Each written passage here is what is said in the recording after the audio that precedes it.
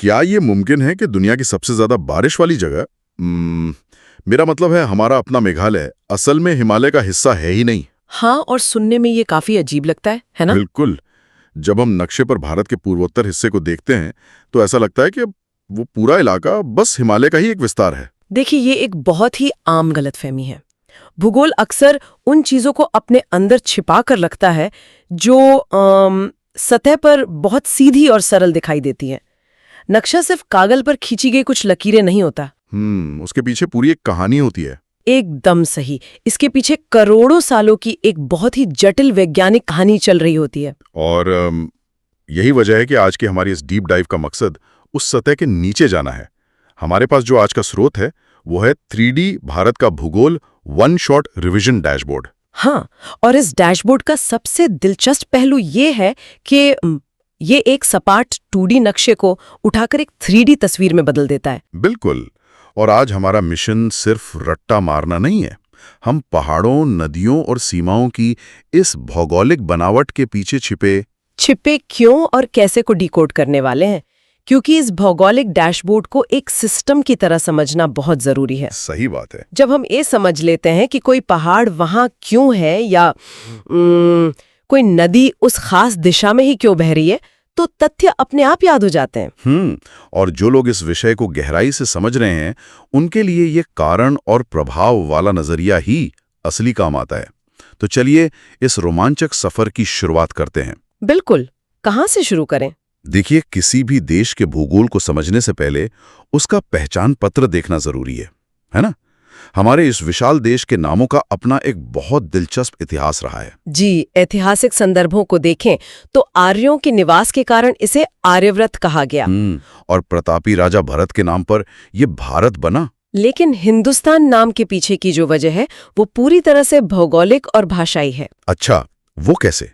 तो ये नाम सीधे तौर पर सिंधु नदी से जुड़ा है। प्राचीन काल में जो ईरानी और पारसी व्यापारी इस तरफ आते थे, उन्हें सिंधु नदी का नाम उच्चारण करने में थोड़ी दिक्कत होती थी। ओह, मतलब प्रोनाउंसिएशन का इशू था? हाँ, उनकी भाषा में स ध्वनि को ह की तरह बोला जाता था। अच्छा। इसलिए उन्होंने सिंधु को हिंदू कहना शुरू कर दिया। अरे वाह। और उसी से इस नदी के पार के पूरे इलाके का नाम हिंदुस्तान पड़ गया।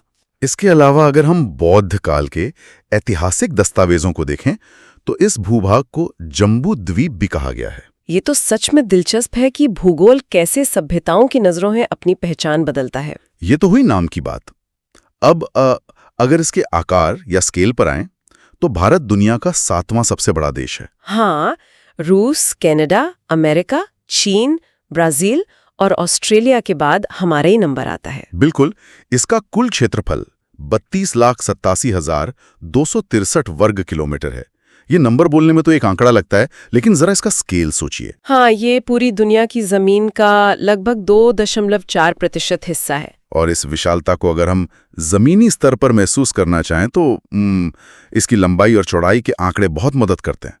उत्तर पूर्वी गोलार्ध में स्थित इस देश की उत्तर से दक्षिण तक की लंबाई 3,214 किलोमीटर है। वहीं पूर्व से पश्चिम की चौड़ाई 2,933 किलोमीटर है। मतलब अगर कश्मीर से कन्याकुमारी तक कोई सड़क यात्रा करे तो वो 3200 किलोमीटर से भी लंबी होगी। ये एक पूरा महाद्वीप पार करने जैसा है ना? बिल्कुल। और इतने विशाल आकार को बांधने वाले जो अंतिम छोर हैं वे भी बहुत खास हैं। हाँ, जैसे उत्तर में सबसे ऊपरी बिंदु इंदिराकोल है, तो मुख्य भूमि पर दक्षिण का अंतिम छोर कन्याकुमारी है। लेकिन यहाँ एक चीज ध्यान देने वाली है। समग्र भारत का सबसे दक्षिणी बिंदु इंदिरा पॉइंट है जो ग्रेट निकोबार में है। ओह हाँ, जो 2004 की भयंकर सुनामी में जलमग्न हो गया था। सही कहा। और पूर्व में अरुणाचल प्रदेश का किबिखू और पश्चिम में गुजरात का गुहार मोती इस विशाल जमीन को समेटते हैं। इतने बड़े भूभाग को व्यवस्थित रखने के लिए भूगोलविदों ने कुछ काल्पनिक रेखाओं का सहारा लिया है, जैसे कर्क रेखा यानी 23.5 डिग्री अक्षांश। हाँ, ये रेखा भारत को लगभग 2 बराबर हिस्सों में बांटती है। और इसका उत्तरी हिस्सा उपोष्ण और दक्षिणी हिस्सा उष्णकटिबंधीय जलवायु वाला हो जाता है। बिल्कुल। ये रेखा 8 राज्यों से होकर गुजरती है और त्रिपुरा का उदयपुर शहर भौगोलिक रूप से इसके सबसे करीब है। लेकिन इन रेखाओं में मुझे सबसे दिलचस्प लगती है हमारी समय रेखा। भारतीय मानक समय यानी IST, जो कि 82.5 डिग्री देशांतर है। हाँ, जो मिर्जापुर के पास से होकर गुजरती है। मुझे ये IST एक विशाल परिवार की सिंक्रोनाइज्ड घड़ी की तरह लगती है। वो कैसे? सोचिए, अगर ये एक मानक समय ना हो तो अरुणाचल प्रदेश में सूरज निकलने और गुजरात में सूरज निकलने के बीच लगभग 2 घंटे का अंतर आ जाएगा। तब तो पूरे देश का कामकाज ही अस्त-व्यस्त हो जाएगा। वही तो। हाँ, और ये रेखा ग्रीनविच मीन टाइम से 5.5 घंटे आगे चलती है। इस मानक समय रेखा को याद रखने के लिए एक बड़ी शानदार ट्रिक है जो अक्सर काम आती है। अरे, वो MOCU1 वाली ट्रिक? हाँ, जिन 5 राज्यों से ये गुजरती है उनके पहले अक्षरों को मिला दें तो मौका बनता है। यानी मध्य प्रदेश, उड़ीसा, उत्तर प्रदेश, छत्तीसगढ़ और आंध्र प्रदेश। तो ये MOCU वाली ट्रिक तो सच में बहुत ऑर्गेनिक और काम की है। अच्छा, अब जरा सीमाओं की बात करते हैं। भारत की कुल जमीनी सीमा 15,200 किलोमीटर लंबी है, जो 7 अलग-अलग देशों से लगती है। लेकिन एक मिनट, जब मैं नक्शे को देखता हूं तो चीन इतना विशाल देश दिखाई देता है। पहली नजर में लगता है कि हमारी सबसे लंबी सीमा तो चीन के साथ ही होगी। ये बहुत लोग सोचते हैं। तो फिर ऐसा कैसे है कि सबसे लंबी सीमा बांग्लादेश के साथ है, जो कि 4,096 किलोमीटर है? अरे भाई, ये गणित कुछ समझ नहीं आ रहा। देखिए, ये एक बहुत ही शानदार विजुअल इल्यूजन है। इसका जवाब भूगोल की प्रकृति में है, ज्यामिति में नहीं। मतलब? चीन के साथ हमारी सीमा मुख्य रूप से ऊंचे पहाड़ों और पठारों से होकर एक अपेक्षाकृत सीधी दिशा में गुजरती है। लेकिन बांग्लादेश के साथ जो सीमा है वो नदियों, दलदलों और जंगलों से होकर गुजरती है। ओह, मतलब वो सीमा एकदम टेढ़ी-मेढ़ी है। बिल्कुल। समझ गया। ये एक सीधे धागे बनाम एक मुड़े तुड़े सिकुड़े हुए धागे का अंतर है। अगर हम उस टेढ़े मेढ़े धागे को खींचकर सीधा करें तो उसकी लंबाई बहुत ज्यादा निकलेगी। बिल्कुल, एकदम सटीक उपमा है। इसीलिए ये एक सीधी ज्यामितीय रेखा ना होने के कारण इतनी लंबी हो जाती है। क्या बात है। इसके विपरीत सबसे छोटी सीमा अफगानिस्तान के साथ है, जो मात्र 106 किलोमीटर की है और इसे डूरन रेखा कहा जाता है। और पाकिस्तान के साथ जो 3,323 किलोमीटर की सीमा है उसे रेड क्लिफ लाइन कहते हैं। हाँ, और इस भू राजनीति में नेपाल और भूटान हमारे लिए बफर स्टेट्स का काम करते हैं, यानी 2 बड़ी शक्तियों के बीच स्थित एक सुरक्षित, शांतिपूर्ण क्षेत्र। ये मुड़े हुए धागे वाला लॉजिक सच में दिमाग की बत्ती जलाने वाला था। चलिए अब बाहरी सीमाओं से अंदर की तरफ आते हैं और भारत के सबसे प्रमुख रक्षक की बात करते हैं। आप हिमालय की बात कर रहे हैं ना? बिल्कुल, भारत का भौगोलिक मुकुट और वो रहस्यमयी पूर्वोत्तर भारत जिसकी हमने शुरुआत में बात की थी। भूगोल की नजर से देखें तो हिमालय कोई एक दीवार नहीं है ना? नहीं, ये परतों में बना हुआ है। सबसे पहले आता है ट्रांस हिमालय, और यहाँ ये समझना बहुत जरूरी है कि ट्रांस हिमालय मुख्य हिमालय से भी पुराना है। अच्छा, हिमालय से भी पुराना? हाँ, जब भारतीय प्लेट और यूरोशियन प्लेट आपस में टकराए भी नहीं थे, उससे पहले ही ये मौजूद था। ये एक कोल्ड डेजर्ट या ठंडा रेगिस्तान है जहां अत्यधिक ऊंचाई और ठंड के कारण वनस्पतियों का लगभग अभाव है। इसे उत्तर से दक्षिण के क्रम में समझने के लिए भी एक बहुत अच्छी ट्रिक है, KLZPD। बिल्कुल। काराकोरम, लद्दाख, जास्कर, पीर पंजाल और धौलाधर। मतलब ये पर्वत श्रृंखलाएं एक के बाद एक सीढ़ियों की तरह खड़ी हैं और हमारी सबसे ऊंची चोटी K2 इसी सबसे ऊपरी सीढ़ी यानी काराकोरम श्रेणी में मौजूद है। सही कहा। और इस ट्रांस हिमालय के बाद शुरू होता है मुख्य हिमालय, जिसे हम 3 प्रमुख हिस्सों में बांट सकते हैं। पहला है महान हिमालय, जहां दुनिया की सबसे विशाल चोटियां हैं, जैसे एवरेस्ट और कंचनजंगा। ये हिस्सा हमेशा बर्फ से ढका रहता है।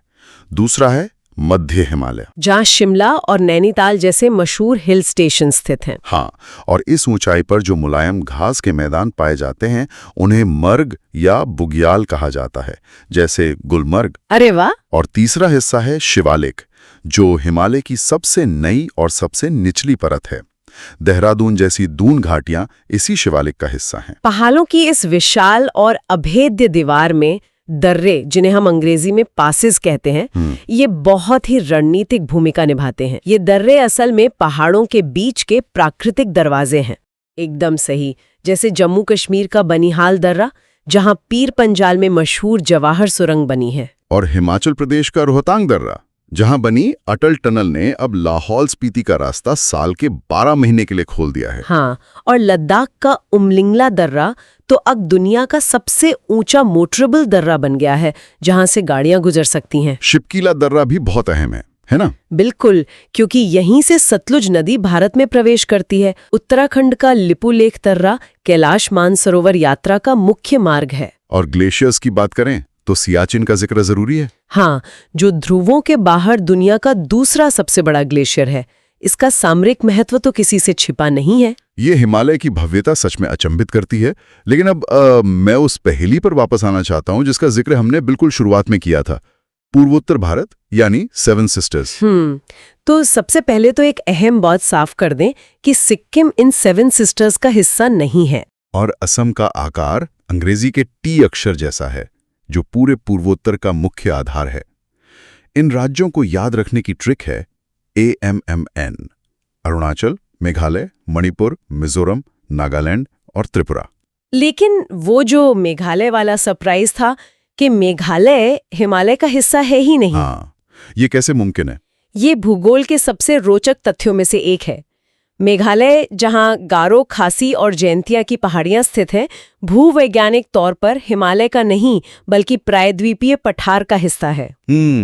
ये तो कुछ ऐसा हुआ जैसे एक विशाल बिस्किट बीच से टूट गया हो और उसका एक टुकड़ा खिसक कर दूसरी तरफ चला गया हो। ये बिस्किट वाला उदाहरण प्लेट टेक्टोनिक्स को बहुत अच्छे से समझाता है। अच्छा। देखिए, लाखों साल पहले जब भारतीय टेक्टोनिक प्लेट यूरेशियन प्लेट की तरफ बढ़ रही थी, तो जमीन में जो भारी हलचल हुई उसके कारण मुख्य पठार का एक हिस्सा टूटकर अलग हो गया। बीच का जो गैप था वो बाद में नदियों द्वारा लाई गई मिट्टी से भर गया, जिसे आज हम बांग्लादेश और पश्चिम बंगाल का मैदानी इलाका कहते हैं। ओह, और वो टूटा हुआ हिस्सा आज का मेघालय है। क्या बात है! लाखों साल का इतिहास जमीन के एक टुकड़े में छिपा है। बिल्कुल।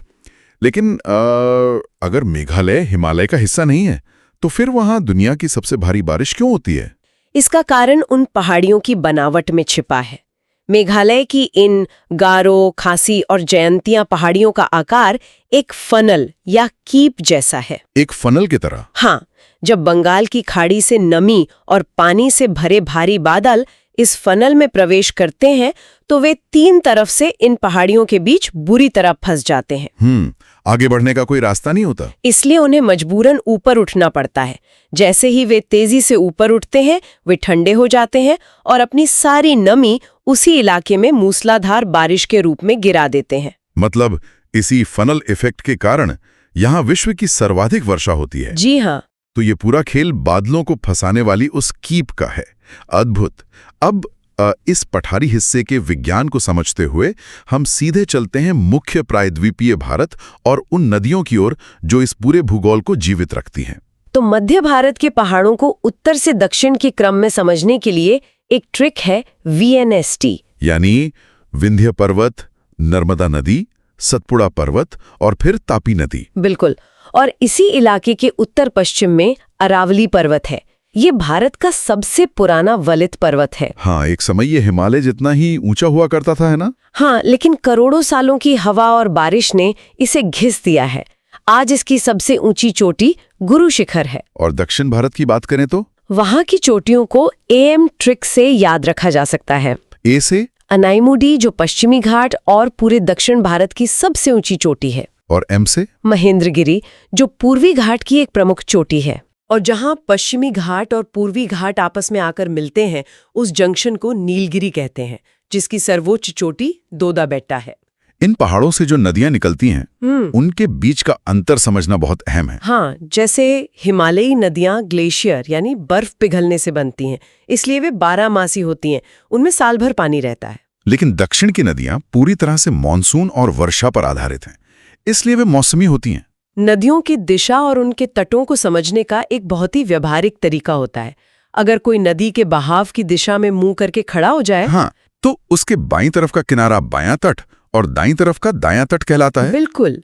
गंगा की बाईं ओर से आकर मिलने वाली सहायक नदियों का क्रम याद रखने के लिए RGGKM एक बढ़िया फॉर्मूला है। रामगंगा, गुमती, घाघरा, गंडक, कोसी और महानंदा। ये नदियां पहाड़ों से अपने साथ भारी मात्रा में अवसाद या गाद लेकर आती हैं, और जब समुद्र के पास इनकी रफ्तार कम हो जाती है तो यही गाद जमा होकर विशाल डेल्टा का निर्माण करती है। लेकिन नदियों के इस पूरे तंत्र में मुझे एक जगह का भूगोल बड़ा अनोखा लगा, अमरकंटक का पहाड़। अच्छा, क्यों? यहाँ रेडियल ड्रेनेज देखने को मिलता है। मतलब एक ही पहाड़ है लेकिन नदियां बिल्कुल विपरीत दिशाओं में निकल जाती हैं। हाँ, नर्मदा पश्चिम की ओर भाग जाती है और सोन नदी उत्तर पूर्व की ओर निकलकर गंगा में मिल जाती है। ये ऐसा है जैसे एक उल्टे रखे हुए कटोरे के ठीक बीच में पानी डाला जाए। बिल्कुल, पानी हर दिशा में नीचे की तरफ गिरेगा। लेकिन यहाँ मेरे दिमाग में एक बहुत बड़ा सवाल आ रहा है। भारत की जमीन की जो सामान्य ढलान है वो पूर्व की तरफ है, बंगाल की खाड़ी की तरफ। इसीलिए गोदावरी, कृष्णा, कावेरी जैसी बड़ी नदियां पूर्व की ओर बहती हैं। तो फिर ये नर्मदा और तापी उल्टी दिशा में यानी पश्चिम की ओर अरब सागर की तरफ क्यों भागती है? ये एक बहुत ही शानदार सवाल है और इसका जवाब उस VNST वाली ट्रिक में छुपा है। विंध्या, नर्मदा, सतपुड़ा, तापी। हाँ, विंध्या और सतपुड़ा पहाड़ों के बीच एक भ्रंश घाटी यानी रिफ्ट वैली मौजूद है। जब टेक्टोनिक प्लेट्स में खिंचाव आता है तो जमीन का एक हिस्सा नीचे धंस जाता है, जिसे भ्रंश घाटी कहते हैं। मतलब हमारे उस उल्टे कटोरे में एक गहरा स्क्रैच या दरार है? बिल्कुल, यह भ्रंश घाटी भारत की सामान्य ढलान को नहीं मानती। इस दरार का अपना एक अलग ही ढलान है जो पश्चिम की तरफ है। ओहो। नर्मदा और तापी नदियां इसी गहरी भ्रंश घाटी में फंसकर बहती हैं। इसीलिए वे पूर्व की बजाय पश्चिम की ओर बहकर अरब सागर में जाकर गिरती हैं। तो वो जमीन की दरार है जो इन नदियों को उल्टी दिशा में ले जाती है। भूगोल के ऐसे कारण जानना सच में आंखें खोलने वाला होता है। चलिए, पहाड़ों और नदियों से होते हुए अब हम जमीन के उस हिस्से की बात करते हैं जो देश की असली दौलत है। मतलब मिट्टी और खनिज। हाँ, पहाड़ टूटकर और नदियां बहकर जिस चीज का निर्माण करती हैं यानी मिट्टी, और उन पठारों के नीचे जो छिपा है यानी खनिज संसाधन। मिट्टी की बात करें तो भारत कृषि प्रधान देश है और इसमें सबसे बड़ा योगदान जलोढ़ मिट्टी का है, जो भारत के लगभग 40% हिस्से पर फैली है। ये वही मिट्टी है ना जो हिमालयी नदियों द्वारा बहाकर लाई गई नई गाद से बनती है? हाँ, और ये बेहद उपजाऊ होती है। इसे 2 हिस्सों में समझा जाता है। नई गाद को खादर और पुरानी गाद को बांगर कहते हैं। दूसरी सबसे अहम है काली मिट्टी। ये ज्वालामुखी के लावे से बनी बसाल्टिक चट्टानों के टूटने से बनती है। कपास की खेती के लिए ये बेहतरीन है। हाँ, लेकिन इसका विज्ञान बड़ा अनोखा है। इसमें नमी सोखने और उसे रोककर रखने की क्षमता सबसे अधिक होती है। और जब ये मिट्टी सूखती है तो इसमें गहरी और चौड़ी दरारें पड़ जाती हैं। ऐसा लगता है जैसे खेत ने खुद ही अपनी जुताई कर ली हो। इसे सेल्फ प्लोइंग सॉइल भी कहते हैं। इसके अलावा लाल मिट्टी होती है जिसका लाल रंग फेरिक ऑक्साइड यानी लोहे के अंश के कारण होता है। और एक मिट्टी है जो अपनी बनने की प्रक्रिया के कारण बहुत खास है, लेटराइट मिट्टी।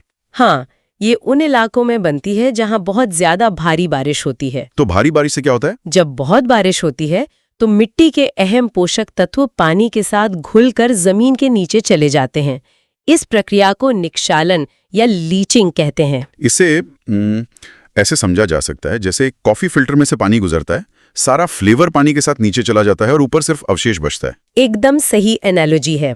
उस लीचिंग के बाद जो सख्त मिट्टी बचती है वो लेटराइट होती है। और ये चाय, कॉफी और काजू की खेती के लिए और भवन निर्माण की ईंटें बनाने के लिए सबसे उपयुक्त मानी जाती है। बिल्कुल।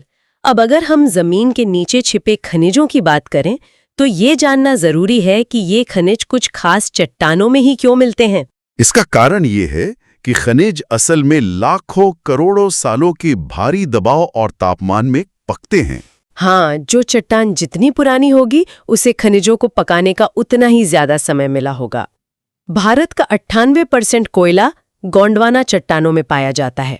ये उन घने जंगलों का अवशेष है जो लाखों साल पहले जमीन के नीचे दब गए थे। और लोहे के लिए सबसे पुरानी धारवाई की चट्टानें और छत्तीसगढ़ की बेलाडेला खदानें मशहूर हैं। खनिजों के मामले में एक नाम जो सबसे ज्यादा चमकता है वो है छोटा नागपुर का पठार। इसे भारत का रूर कहा जाता है। हाँ, रूर असल में जर्मनी का एक बहुत बड़ा औद्योगिक और खनिज समृद्ध क्षेत्र है। तो क्या छोटा नागपुर में भी वैसा ही है? बिल्कुल। छोटा नागपुर के पठार में कोयले, लोहे और अन्य खनिजों का इतना विशाल और सघन भंडार है कि उसकी तुलना जर्मनी के उस वैश्विक औद्योगिक केंद्र से की जाती है। अरे वाह! और भारत का 80% सोना कर्नाटक की खदानों जैसे कोलार या केजीएफ और हट्टी से आता है। और अगर भविष्य की ऊर्जा की बात करें तो केरल के तटों के मोनोसाइट रेत में थोरियम के विशाल भंडार छिपे हैं जो परमाणु ऊर्जा के लिए बेहद अहम है। तो नदियां अपना गाद लेकर और खनिज अपनी यात्रा पूरी करके अंत में समुद्र की ओर ही जाते हैं। तो चलिए जमीन से आगे बढ़कर समुद्री सीमाओं को डिकोड करते हैं। भारत के 9 राज्य समुद्र तट पर हैं, जिनमें गुजरात की तटरेखा सबसे लंबी है। लेकिन किसी भी देश की सीमा सिर्फ जमीन के खत्म होने पर खत्म नहीं होती है ना? बिल्कुल नहीं। समुद्री सीमाओं को अंतर्राष्ट्रीय कानूनों के तहत 3 घेरों में बांटा गया है। पहला होता है बेस लाइन या आधार रेखा, जो टेढ़े मेढ़े तटों को मिलाती है।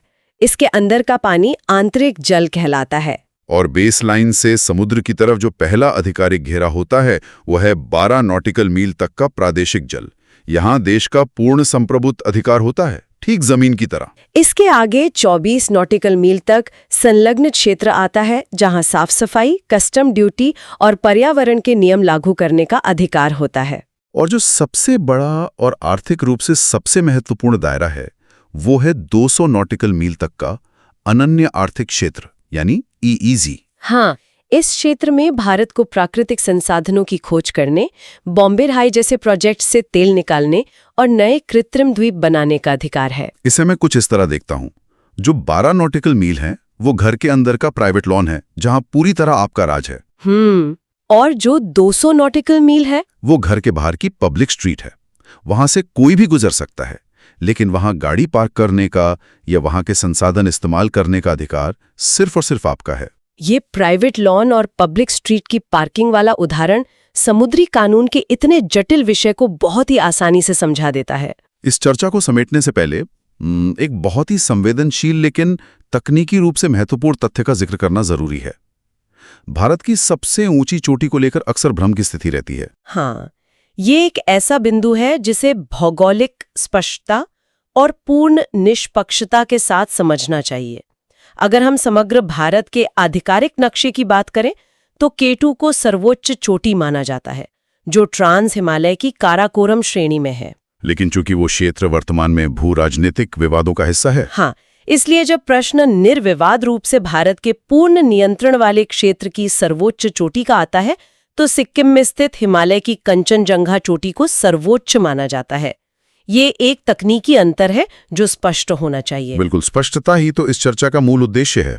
तो अगर हम कदम पीछे हटाकर इस पूरे 3D डैशबोर्ड को एक साथ देखें तो हमने क्या पाया? बर्फ से ढके और वनस्पतियों से विहीन काराकोरम से लेकर केरल की थोरियम वाली रेत तक, और करोड़ों साल पुराने घिस चुके अरावली पहाड़ों से लेकर बिल्कुल नए और युवा हिमालय तक। ये सिर्फ लकीरों से बना एक नक्शा नहीं है, ये एक जीता जागता सांस लेता हुआ सिस्टम है। एक ऐसा सिस्टम जहां प्लेट टेक्टोनिक्स में पहाड़ों का निर्माण किया, उन पहाड़ों की ऊंचाइयों ने नदियों को जन्म दिया, उन नदियों ने हजारों किलोमीटर बहकर उपजाऊ मिट्टी बिछाई, और प्राचीन काल के घने जंगलों और चट्टानों ने भारी दबाव झेलकर वो खनिज बनाए जो आज हमारी अर्थव्यवस्था की मशीन को चला रहे हैं।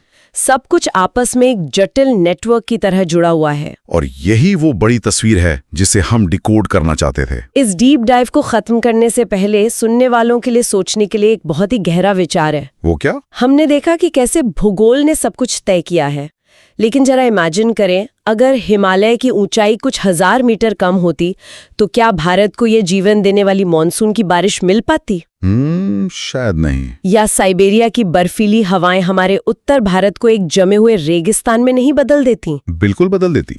या अगर हमारी समुद्री सीमा 200 नॉटिकल मील की बजाय सिर्फ 50 मील तक सीमित कर दी जाती तो हमारी ऊर्जा सुरक्षा और अर्थव्यवस्था का क्या होता? ये सोचना मजबूर करता है कि भूगोल केवल नक्शे पर खींची गई लकीरें नहीं हैं। असल में भूगोल ही किसी भी देश का इतिहास तय करता है और वही उसका भविष्य लिखता है। एकदम सही बात है। इसी गहरे विचार के साथ आज का ये सेशन यहीं समाप्त होता है।